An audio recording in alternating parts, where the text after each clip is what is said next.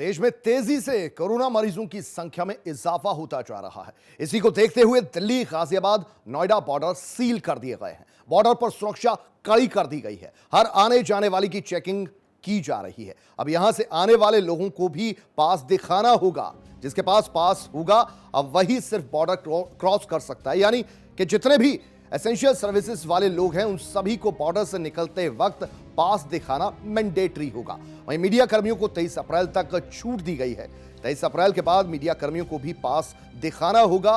जो दिल्ली से नोएडा या गाजियाबाद से आ रहे हैं उनको दिल्ली सरकार द्वारा बनाया गया पास दिखाना ही होगा। वहीं गाजियाबाद या नोएडा से दिल्ली जाने वाले लोगों को यूपी का, ये सब कोरोना के बढ़ते हुए मामलों को लेकर दरअसल जो फैसला लिया गया है उसके मद्देनजर इसे लागू किया गया। वहीं यूपी में सबसे ज्यादा कोरोना मरीजों की संख्या आगरा में है, जिसको देखते हुए यहां का प्रशासन सख्त हो गया है। कानपुर में भी पुलिस लॉकडाउन का पालन कराने के लिए तैनात है पूरी तरह से। प्रदेश की राजधानी में भी पास दिखाना जरूरी कर दिया गया है। तो ये तस्वीरें आप देखिए, गाजियाबाद से तस्वीर, गौतम बुद्ध नगर से, आगरा से, लखनऊ से, कानपुर से, जहां एक्सटेंसिव चेकिंग चल रही है।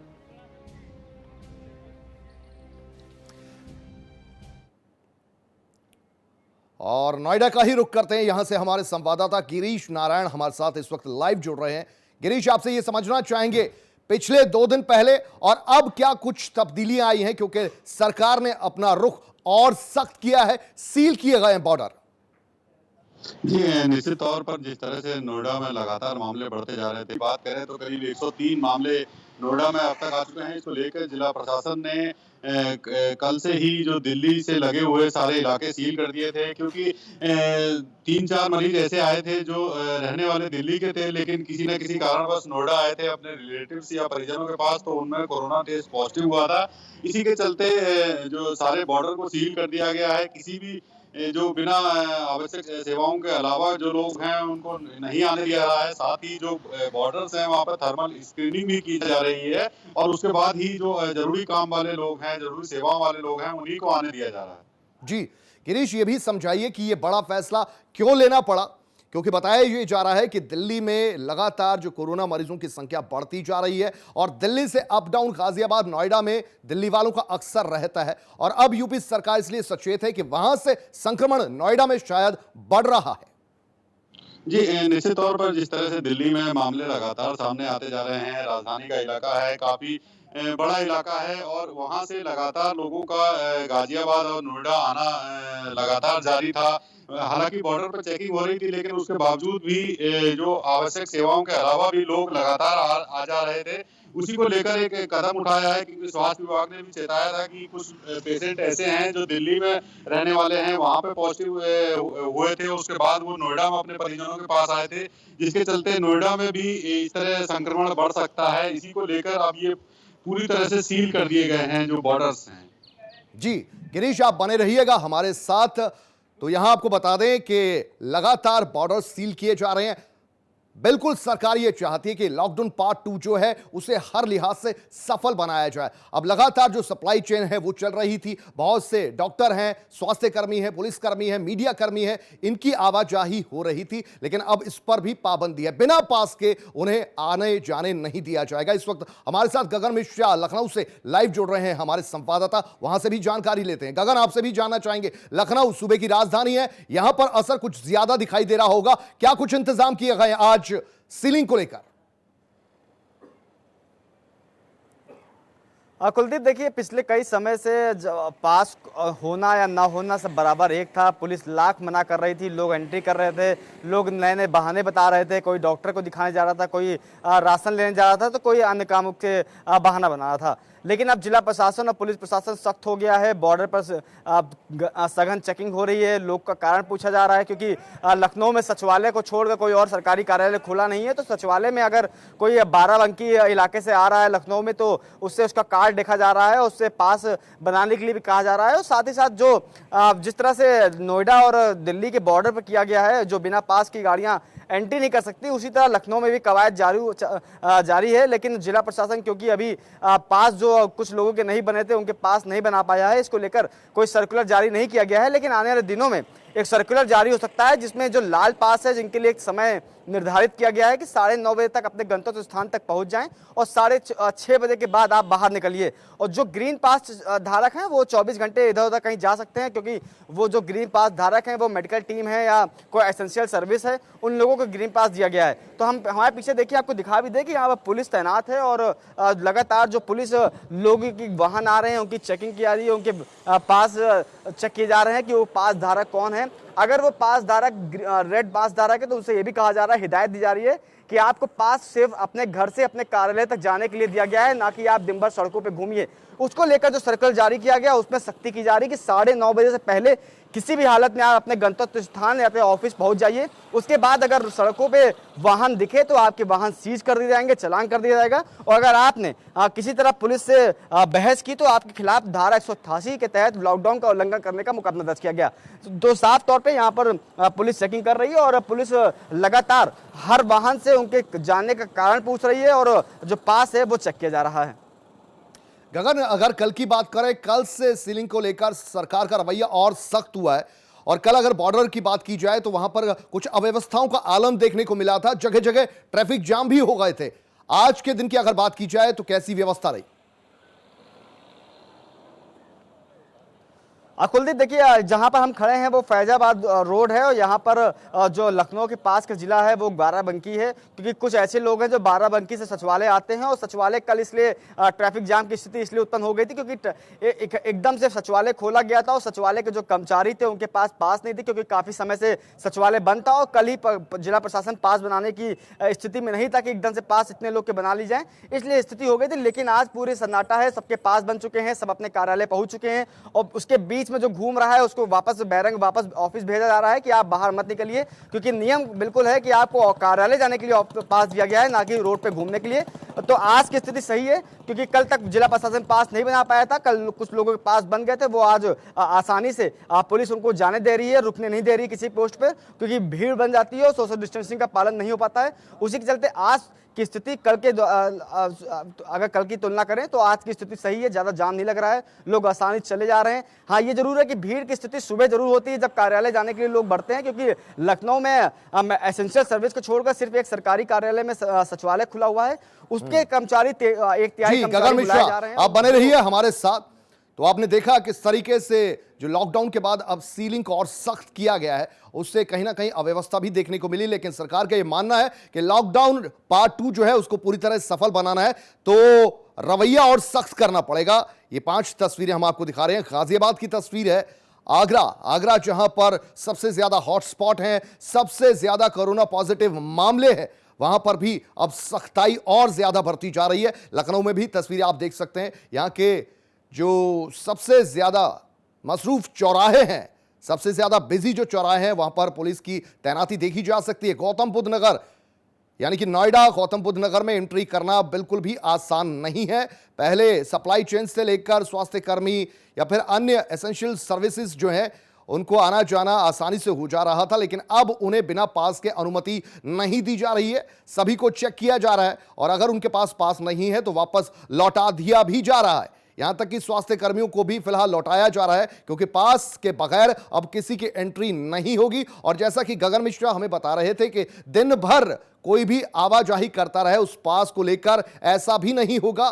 कुछ टाइम उसके लिए रखा जाएगा। सुबह सवेरे 9:30 बजे से पहले आप अपने ऑफिस तक पहुंचिए, उस दौरान पास चेक होगा और शाम को फिर उस वक्त जबकि ऑफ टाइम होता है उस दौरान आप फिर जा सकते हैं। हालांकि सभी शहरों में इतनी कड़ाई से पालन इसका नहीं किया जा रहा, लेकिन कुल मिलाकर पहला जो लॉकडाउन फेज था और उसके बाद भी 20 तारीख तक लोग आसानी से जो आ जा रहे थे, भले ही वो एसेंशियल सर्विसेज से जुड़े थे, लेकिन अब उनका भी बिना पास के बिना अनुमति के आना जाना मुश्किल हो गया है साफ तौर पर। लेकिन यहां यह भी देखना होगा कि ऐसे हजारों की तादाद होगी या फिर यूं कहें तो लाखों की भी तादाद हो सकती है जो एसेंशियल सर्विसेज से जुड़े हैं, जो जरूरी सेवाओं से जुड़े हैं।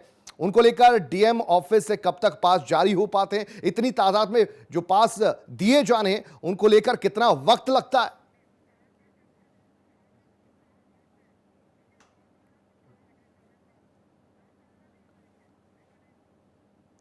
चलिए, इस वक्त हमारे साथ कानपुर से भी हमारे संवाददाता जुड़ रहे हैं, नीरज अवस्थी और शिव चौहान आगरा से हमारे संवाददाता जुड़ रहे हैं। पहले रुक करेंगे कानपुर का। नीरज अवस्थी, आपसे जानना चाहेंगे आज क्या कुछ देखने को मिल रहा है? क्या वाकई पर्याप्त सुविधाएं हैं, लोग आसानी से जा पा रहे हैं, या फिर पास के बगैर अब अनुमति नहीं दी जाएगी और इसका कुछ असर देखने को मिल रहा है? देखिए, आपको बता दूं कि कानपुर के लोग लगातार, हम तस्वीरें आपको दिखा रहे हैं किस तरीके से यहाँ पुलिस को मशक्कत करनी पड़ती है। सुबह के समय जो लोग हैं वो नियमों को ताक में रखकर निकल रहे हैं, उनके खिलाफ कार्रवाई की जा रही है, उनके साथ पुलिस अलग अलग तरीकों से उनको सजा दे रही है, लेकिन लोग हैं कि मानने को तैयार नहीं है। रोजाना कई मुकदमे लॉकडाउन उल्लंघन के लिखे जा रहे हैं, कई गाड़ियों पर कार्रवाई हो रही है। हालांकि लॉकडाउन 2 में जब सीएम ने जो जिलाधिकारियों से यहाँ पे कॉन्फ्रेंसिंग की थी, उसके बाद उनको हिदायत दी गई थी, उसके बाद से पुलिस यहाँ पे सख्त है, मगर जो लोग हैं वो कई बार मानने की कोशिश में नहीं है। हालांकि जो जरूरी सेवाएं हैं उनको चालू रखा गया है। डीएम ने यहाँ पे ई पास के जरिए लोगों को आवेदन की सुविधा भी दी गई थी और तमाम लोगों की जांच के बाद ही पासेस बन रहे थे, लेकिन कई बार कानपुर से ऐसी तस्वीरें आ रही हैं कि लोग उल्लंघन कर रहे हैं इसका। नीरज, आपके पास एक बार फिर लौटेंगे। अभी रुक करते हैं गिरीश नारायण का, नोएडा से हमारे संवाददाता बने हुए हैं। गिरीश, आपसे जानना चाहेंगे, कल जो थोड़ा बहुत अव्यवस्था का आलम हमें देखने को मिला और साथ में यह भी देखने को मिला कि अच्छी खासी ट्रैफिक जाम थी दिल्ली यूपी बॉर्डर की, अगर बात करें आज किस तरीके से परिस्थितियों को संभाला है पुलिस वालों ने? ये निश्चित तौर पर लगातार जो पुलिसकर्मी हैं वो बॉर्डर्स पर खड़े हुए हैं, जो तमाम आला अधिकारी हैं वो भी बॉर्डर्स हैं और बाकायदा थर्मल स्क्रीनिंग भी बॉर्डर्स पर की जा रही है। बिना थर्मल स्क्रीनिंग के किसी को भी नहीं आने दिया जा रहा है। वहीं जो जिलाधिकारी हैं उनकी तरफ से पास बनाए जा रहे हैं। कल देर रात तक पास बनाने का काम चला हुआ था और अभी भी जो तमाम आला अधिकारी हैं वो पास बनाने में लगे हैं। जो जरूरी सेवाएं हैं, जो मीडिया कर्मी हैं, उनको भी पास बना के दिए जा रहे हैं ताकि जो बॉर्डर्स पे उसके जो पास के अलावा किसी भी तरह के कोई शख्स का आवागमन ना हो सके, उसको लेकर पूरी चुस्त है यहाँ का प्रशासन। जी ठीक है। आप गिरीश, आप बने रहिएगा हमारे साथ। और अब रुक करेंगे आगरा से, हमारे संवाददाता जुड़े हैं शिव चौहान। शिव चौहान, ये बताइए कि आगरा सबसे बड़ा हॉटस्पॉट, जहां सबसे ज्यादा कोरोना पॉजिटिव मामले और उसके बाद अब जो बॉर्डर सील किए गए हैं उसका कितना असर देखने को मिल रहा है? क्या कुछ खास इंतजाम ये बॉर्डर सीलिंग पर? जी बिल्कुल, बताना चाहूँगा आगरा की स्थिति लगातार खराब होती जा रही है। हम अपने दर्शकों को लगातार आगरा की स्थिति से रूबरू करा रहे हैं। आगरा में आंकड़ा लगातार बढ़ता जा रहा है, उसको लेकर पुलिस प्रशासन और प्रशासन लगातार अलर्ट मोड पर है। बॉर्डरों की अगर बात करें तो राजस्थान मध्य प्रदेश की सीमाएं आगरा से लगती हैं, वो पूरी तरह से सील कर दिए हैं और सख्त पुलिस अधिकारियों के आदेश हैं कि कोई भी आवागमन वहां देखने को नहीं मिलेगा। अगर कोई आता है तो उस पर पास होगा, वो ही अंदर एंट्री कर सकता है, अन्यथा कोई भी आगरा जिले में एंट्री नहीं कर सकता। आगरा के लोग बेहद परेशान है क्योंकि लगातार जो आंकड़ा है वो बढ़ता जा रहा है और प्रशासन लोगों से अपील कर रहा है कि दैनिक उपयोगी सामान उन तक पहुंचा जाएगा, लेकिन घरों से बाहर न निकलें। और इसी लॉकडाउन को सख्ती से पेश लोगों से आ रहा है पुलिस प्रशासन, लॉकडाउन को और सख्त बनाने के लिए पुलिस प्रशासन भी रोड पर दिखाई दे रही है और लोगों से अपील कर रही है घरों में रहें। और जो अनावश्यक रोड पर दिखाई दे रहा है उसके साथ पुलिस प्रशासन सख्ती से पेश आ रही है, उनको वाहनों को सील कर रही है। और कहीं ना कहीं अब एक वाहन पर अगर बाइक पर कोई 2 लोग बैठ के भी निकल रहे हैं तो प्रशासन उनसे भी सख्ती से पेश आ रहा है, एक को वहीं उतार देगा और बाकी गाड़ी को आगे बढ़वा देगा। तो एक वाहन में 2 और कार में भी अब 2 से ज्यादा नहीं चल सकते। तो लगातार प्रशासन आगरा में सख्ती से पेश आ रहा है लोगों के साथ। जी शिवा, आपसे यह भी जानना चाहेंगे, जिस तरीके से बॉर्डर अब सील किए गए हैं, सख्ताई बेहद जरूरी है, बिल्कुल इसमें कोई दो राय, लेकिन यह समझना चाहेंगे हजारों लोगों को पास इश्यू करने होंगे क्योंकि सप्लाई चेन्स और बाकी तमाम ऐसे लोग हैं जो एसेंशियल सर्विसेज से जुड़े हुए हैं। क्या आपको ऐसा लग रहा है कि उनको जल्द ही पास जारी कर दिए जाएंगे? अन्यथा फिर कैसे सुनिश्चित की जाएंगी ये जरूरी सेवाएं?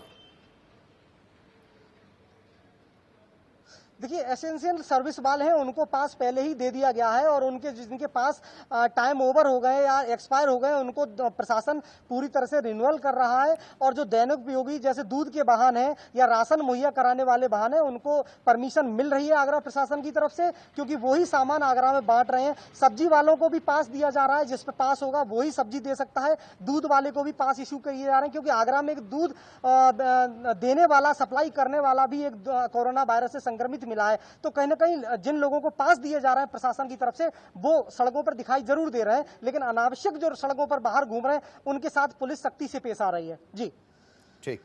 अनिल, हमारे संवाददाता, बहुत शुक्रिया शिव चौहान आपका, आगरा से हमारे संवाददाता जुड़े थे। गाजियाबाद से अनिल हमारे साथ जुड़े हैं। अनिल, आपसे ये जानना चाहेंगे, कल तो बहुत कुछ अव्यवस्था देखने को मिली, गाजियाबाद से नोएडा आना मुश्किल था, नोएडा से गाजियाबाद जाना मुश्किल था, आज कैसी स्थितियां हैं? कुछ काबू में है स्थितियां आज? देखिए, मैं आपको बता दूं, जब डीएम द्वारा यह आदेश दिया गया था, क्योंकि जिलाधिकारी और सीएमओ द्वारा ये बताया गया था कि जो 6 कोरोना पेशेंट गाजियाबाद से जो मिले थे, वो उनका ये रिकॉर्ड मिला था कि वो गाजियाबाद से नोएडा दिल्ली जाते थे, दिल्ली से लगातार उनका आवागमन यहाँ हो रहा था, जिसके चलते जो जिलाधिकारी है उन्होंने आदेश दिया कि बॉर्डरों को सील कर दिया जाए, जिसके चलते कई किलोमीटर लंबा जाम परसों देखा गया और स्थिति काफी खराब हुई। उसके बाद में जो गाजियाबाद के एसएसपी और जिलाधिकारी ने ये आदेश दिए कि जो लाइन है एसेंशियल सर्विस की एक लाइन अलग बना दी जाए, जो बड़े वाहन है भारी वाहनों की जो लाइन एक अलग बना दी गई है, जिसके चलते आज की जो स्थिति अगर बात करें तो आज स्थिति सामान्य है और जो सुचारू रूप से आज जो वाहन जो चल रहे थे एसेंशियल सर्विस वालों को ही सिर्फ मान्य किया गया है गाजियाबाद में। ठीक, अनिल आप बने रहिए हमारे साथ।